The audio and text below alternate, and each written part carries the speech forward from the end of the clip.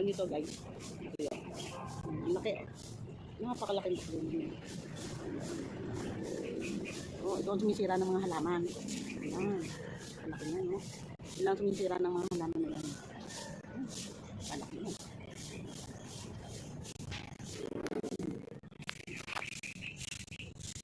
Yan. Malaki yung dito kasi.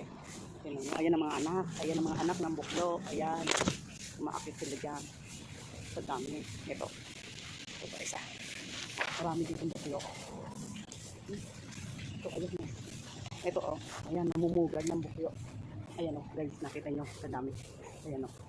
Ayan. Puli ng buklo. Sa dami yan, eh. Nakita nyo. Ayan. Oh.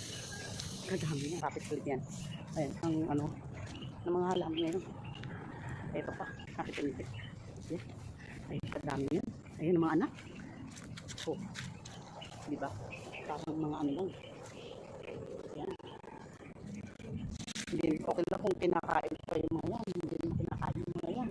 Kasi lason yan. Ayan. Ayan yung katang yan. Ayan pa. Makapit. Ayan. Ayan. Kahit saan. Marami kayong makikita dyan. Ayan. Kadami yan. Mga kumakain ng mga ano yan. Meron pa dito. Ayan o. Nasa papaya. Sa tanin ng aking ina. Ayan o. Daming biyok ko. Ayan, sinisira nila yung papaya. Ayan. Paano pa sila lalaki? Kung ganyan, daming biyok sa taas. Kadami yan. Kaya guys, nasisira lang ang mga halaman. Ayan, malalaki na yung mga, ano, balinghoy ko. Matanim kong balinghoy. Ayan.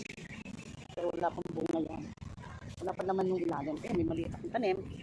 Maliit pa lang yan. Pero ito yung dati kong tanim. Ayan. Ito naman, tanim ng ito, ayan. Ito na. Ayan. Ayan. Bago naman ito.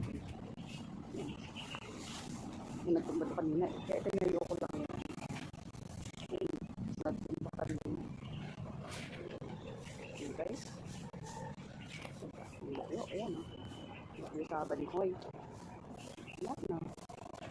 Ayan pa. Pami-pami